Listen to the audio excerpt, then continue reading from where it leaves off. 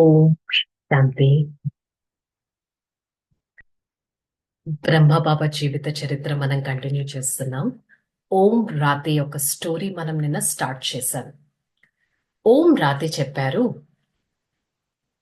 ఏ సిఖావో मैं आपको क्या बताऊं और कैसे बताऊं। ओम मंडली में जाकर मैंने क्या देखा, सिखियो ये सुख के कैसा वर्णन करूं। वह ओम का जो अलौकिक आलोप हो रहा है, वह ऐसा तीर ही तरह मैंने मन में लगा कि मेरा मन शीतल हो गया, मेरा गम के चिट्ठी आ गया, अंत हो गया। ఓం రాధ చెప్పారు, ఒక్కసారి హే అందరూ వినండి, నేను మీకు ఏం చెప్పాలి, అసలు ఓం మండలి ఎలా ఉందని. అక్కడ అసలు ఎంత సుఖం ఉంది, ఎంత ఆనందం ఉంది, దాన్ని నేను ఎలా వర్ణన చేయాలి.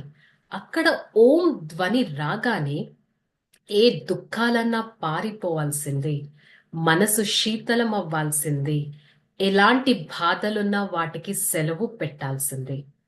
इस प्रकार उन्होंने गीत बनाकर अनुभव स्थिति होकर मधुर स्वर से गाए।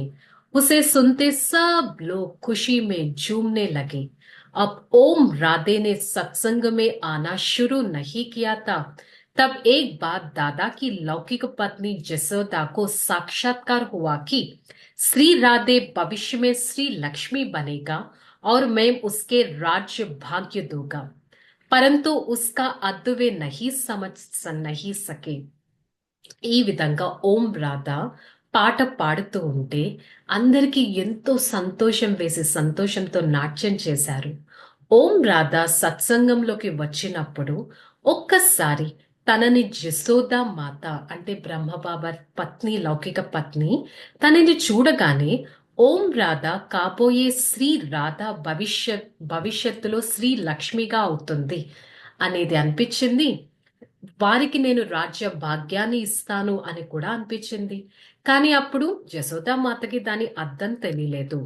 अब जब वह ईश्वरीय सत्संग में आने लगी तो बाबा ने समझाया, इस विश्व ड्रामा में राधे का बहुत अच्छा पाठ है और ईश्वरीय ज्ञान तथा दिव्य गुणों की धारणा और सहज राजयोग का अभ्यास फल स्वरूप आने वाली सत्युगी सृष्टि में श्री लक्ष्मी पद प्राप्त करेगा। తర్వాత జసోదా మాతకి బ్రహ్మబాబా క్లారిటీ ఇచ్చారు. ఈ విశ్వం యొక్క డ్రామాలో ఓం రాధ చాలా ఉన్నతమైన పాత్రను తీసుకుంటారు. ఈశ్వర్య జ్ఞానాన్ని, దివ్య గుణాలను ధారణ చేస్తారు. సహజమైన రాజయోగ అభ్యాసాన్ని చేసి దాని ఫలితంగా సత్యుగి సృష్టిని స్థాపన చేస్తారు. वह बाबा द्वारा जो ईश्वरीय ज्ञान सुनती है उसे धारण करके वे ऐसी अच्छी तरह से समझाती, सभी को बहुत हर्ष होते हैं। ఓం రాధా బాబా ద్వారా విన్న జ్ఞానాన్ని ప్రతి ఒక్కరికి ఎంత బాగా అర్థం చేయించారంటే అంటే విన్న వాళ్ళందరూ సంతోషపడ్డారు. కుచ్ భీ సమయ కే బాద్ సబ్ కే మన్ మే సే బోల్ నిక్లే థే. కొంచెం సమయం తర్వాత ప్రతి ఒక్కరి మనసులో రకరకాల మాటలు కూడా వెలువడ్డాయి. ఎంతో అందమైన మాటలు.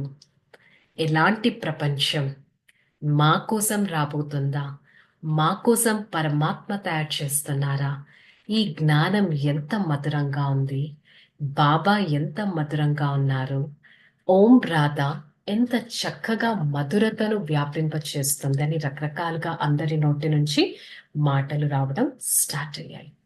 సో మళ్ళీ రేపు ఎపిసోడ్లో కంటిన్యూ చేద్దాం. ఓం శాంతి.